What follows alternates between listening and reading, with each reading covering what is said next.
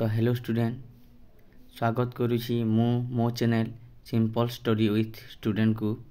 तो आज आम डिस्कस करने को जाऊँचे +3 सेकेंड सेमिस्टर रो ओडिया हॉनर्स रो पेपर 1 कोर 3 रो केतेक सिलेक्टेड क्वेश्चन। तो चलो स्टार्ट करिबा।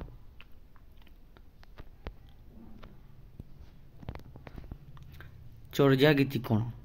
बौद्ध सिद्धाचारी मानक द्वारा रचित प्राचीन ओडिया पद्य गीत धर्म और आध्यात्मिक चिंताधारा प्रकाश करने को चर्या गीति कहुए। कापालिक प्रथा क्यों साहित्य मिली? चर्या गीति और बौद्ध साधना गीत। सरला दास प्रमुख कृति कौन? महाभारत। पंचसखा किए? जगन्नाथ दास, अच्युतानंद, बलराम दास, जशवंत दास और अनंत दास। दर्पण कवि किए? जगन्नाथ दास। मध्ययुगीय साहित्यर विषय कौन? भक्ति, धर्म, आध्यात्मिकता, जगन्नाथ तत्व। भावसागर कृतिर कवि किए? अनंत दास। विचिंतामणि कौन? अच्युतानंद धार्मिक दार्शनिक कृति। दीनकृष्ण दास प्रसिद्ध कौन पाई? रसकल्प लता। चैतन्य प्रसिद्ध कौन पाई? ओडिशा रे भक्ति आंदोलन प्रसारण पाई। तो देखिए 2 मार्किया क्वेश्चन। चर्या गीतिर साहित्यिक महत्व। ओडिया साहित्यर प्रारंभिक पद संग्रह, बौद्ध सिद्धाचारी आध्यात्मिक साधना, सामायिक चित्रण, सरल भाषा रे लोकमान को प्रेरणा कराए। सरला महाभारतर विशेषता। संस्कृत महाभारत को सरल ओडिया भाषा अनुवाद, लोकभाषा, सामाजिक प्रतिछवि, नीति, भक्ति और लोकप्रवचन सम्मिलित। पंचसखार साहित्यिक अवदान कौन? 3 नंबर भक्ति, ज्ञान, वैराग्य, आध्यात्मिकता, जगन्नाथ तत्व प्रचार, साधारण लोक माने धर्मपरायण हेबार प्रेरित। जगन्नाथ दासଙ୍କ अभिक्त आंदोलन अवदान। दर्पण रचना माध्यम लोकों भक्ति नैतिकतार प्रेरणा। 5 नंबर भावसागर कृतिर विषय। जीवन दुख, मोक्ष, भक्तिर प्राधान्य, जगन्नाथ तत्वर विवरणी अटे। तो 6 नंबर अच्युतानंद साहित्यर विशेषता। दार्शनिकता, आध्यात्मिकता, योग साधना और गृह ज्ञान।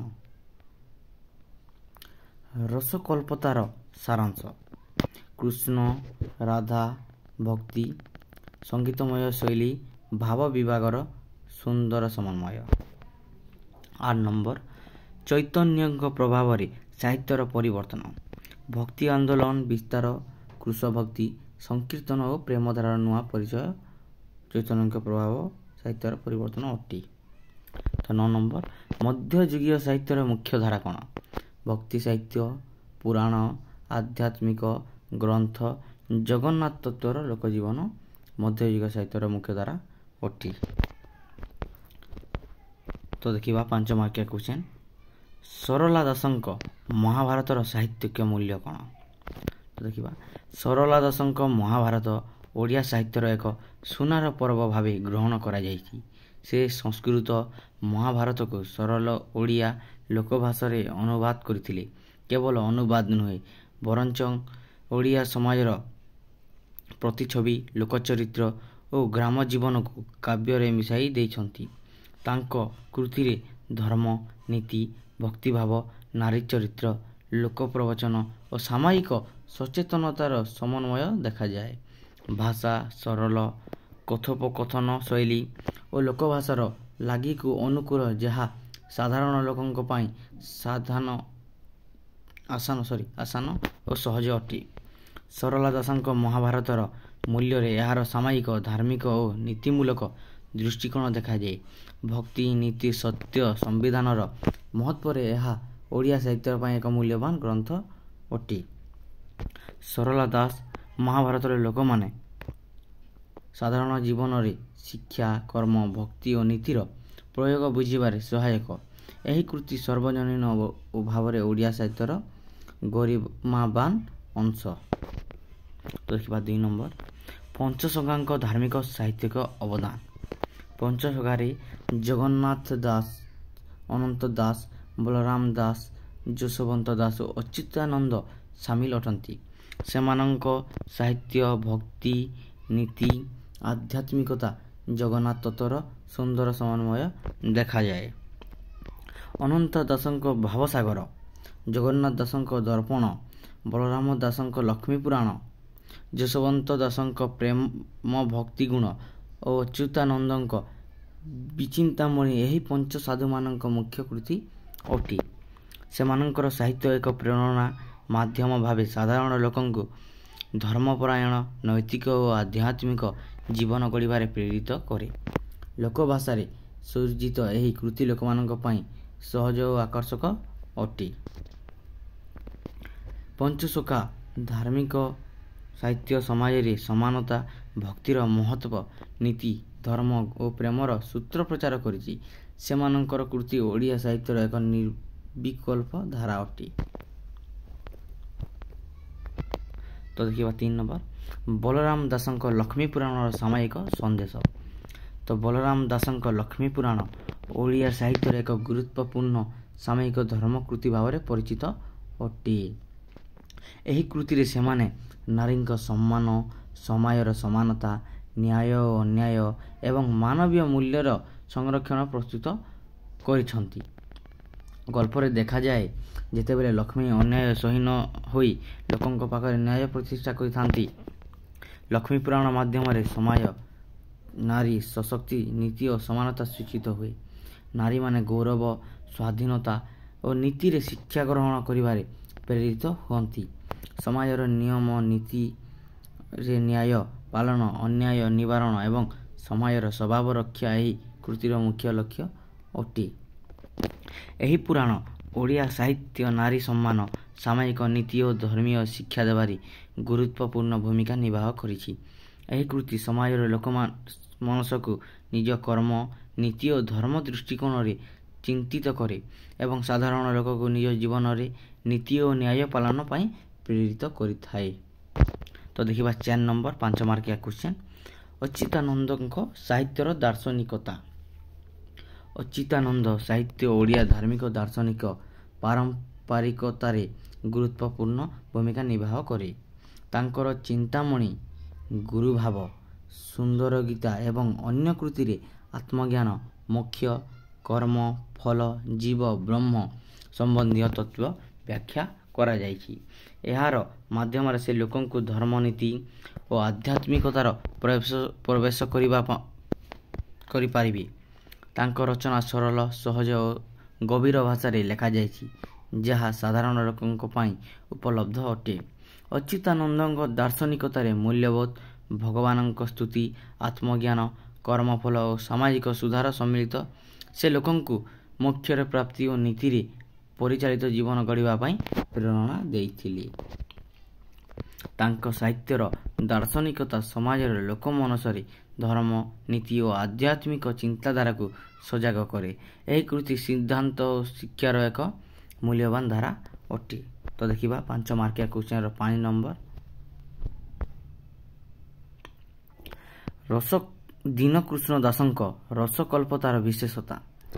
ରସକଳ୍ପତା ଓଡ଼ିଆ ସାହିତ୍ୟର ଏକ ଭକ୍ତି ପ୍ରେମମୟ କାବ୍ୟ।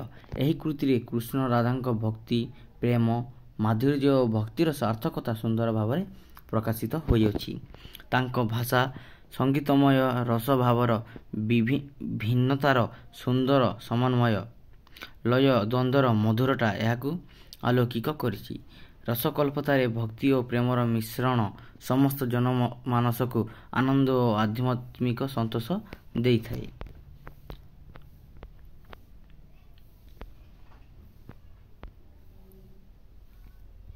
ତ ଦେଖିବା 4 ନମ୍ବର 8 ମାର୍କିଆ କ୍ୱେଶ୍ଚନକୁ ସାରଳା ଦାସଙ୍କ ମହାଭାରତରେ ଓଡ଼ିଆ ସମାଜର ପ୍ରତିଛବି।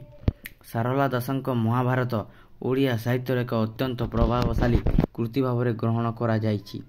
ସେ ସଂସ୍କୃତ ମହାଭାରତକୁ ଓଡ଼ିଆ ଭାଷାରେ ସରଳ ଭାବରେ ଅନୁବାଦ କରିଥିଲେ।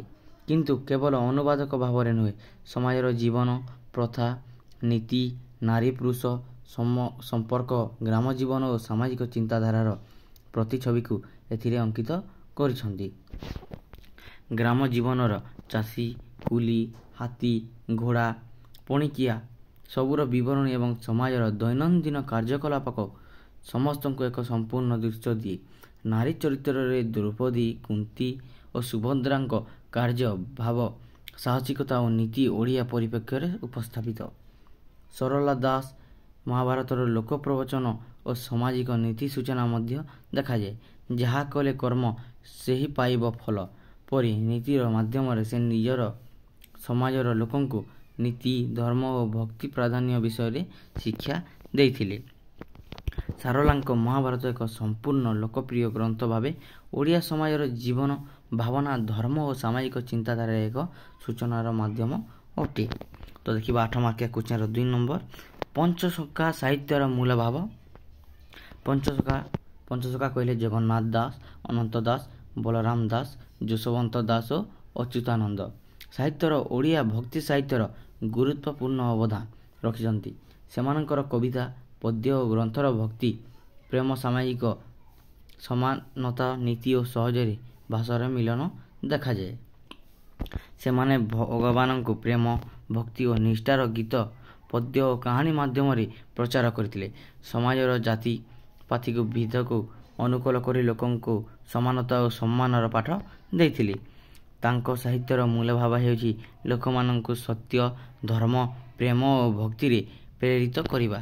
ସେମାନଙ୍କ ରଚନା ଆଜି ପର୍ଯ୍ୟନ୍ତ ସାଧାରଣ ଲୋକଙ୍କ ପାଇଁ ନୀତି, ସାମାଜିକ ସଚେତନତା ଓ ଧର୍ମୀୟ ଶିକ୍ଷା ମୂଳକ ମାଧ୍ୟମ ଭାବେ ପରିଚିତ ଅଟେ। ତ ଦେଖିବା 3 ନମ୍ବର। ଅଚ୍ୟୁତାନନ୍ଦଙ୍କ ଦାର୍ଶନିକତା। ଅଚ୍ୟୁତାନନ୍ଦ ମାଳିକା ଓଡ଼ିଆ ସାହିତ୍ୟର ଏକ ଦାର୍ଶନିକ କୃତି। ଏଥିରେ ତାଙ୍କର ଭଗବାନଙ୍କ ସ୍ତୁତି, ଆତ୍ମଜ୍ଞାନ, ମୋକ୍ଷ, କର୍ମ, ଫଳ ଓ ଜୀବ ବ୍ରହ୍ମ ସମ୍ବନ୍ଧୀୟ ତତ୍ତ୍ୱ ପ୍ରକାଶିତ। ଏହି କୃତିରେ ଭବିଷ୍ୟବାଣୀ, ଦୁର୍ଭିକ୍ଷ, ଯୁଦ୍ଧ ଓ ବିପତ୍ତି ନିମନ୍ତେ ସୂଚନା ମଧ୍ୟ ଦିଆଯାଇଛି। ସେମାନଙ୍କ ଲେଖାର ମାଧ୍ୟମରେ ସାଧାରଣ ଲୋକଙ୍କୁ ଧର୍ମ, ନୀତି, ଆଧ୍ୟାତ୍ମିକ ଜ୍ଞାନର ପ୍ରେରିତ କରାଯାଇଛି। ତାଙ୍କର ଦାର୍ଶନିକତା ସମାଜର ଲୋକମାନଙ୍କରେ ନୈତିକ ଓ ଆଧ୍ୟାତ୍ମିକ ସଚେତନତା ବୃଦ୍ଧି କରେ। ତ 4 ନମ୍ବର ଦେଖିବା। ଜଗନ୍ନାଥ ଦାସଙ୍କ ଭାଗବତ ସାମାଜିକ ଓ ଧର୍ମୀୟ ମହତ୍ତ୍ୱ। ଜଗନ୍ନାଥ ଦାସ ଭାଗବତ ଓଡ଼ିଆ ସାହିତ୍ୟର ଏକ ଗୁରୁତ୍ୱପୂର୍ଣ୍ଣ ଧର୍ମଗ୍ରନ୍ଥ। ଏଥିରେ କୃଷ୍ଣ ଭକ୍ତି, ପ୍ରେମ, ନୀତି ଓ ମାନବୀୟ ଗୁଣର ପ୍ରଚାର ହୁଏ। ସାମାଜିକ ମହତ୍ତ୍ୱରେ ଏହା ସମାନତା, ସହିଷ୍ଣୁତା, ସ୍ତ୍ରୀ ପୁରୁଷ ସମାନ ସ୍ଥାନ ଓ ସଦ୍ଭାବ ପ୍ରସାର କରେ। ଲୋକମଙ୍ଗଳ ପ୍ରତି ଭାଗବତର ଅବଦାନ ଗୁରୁତ୍ୱପୂର୍ଣ୍ଣ। ଦାନ, ଦୟା, ସତ୍ୟ ଓ କରୁଣା ଏହି କୃତିର ମୁଖ୍ୟ ଶିକ୍ଷା। ଏହାର ସହଜ ଭାଷାରେ ଗ୍ରାମୀଣମାନେ ସହଜରେ ଧର୍ମୀୟ ଓ ସାମାଜିକ ଶିକ୍ଷା ଗ୍ରହଣ କରିପାରିଥିଲେ।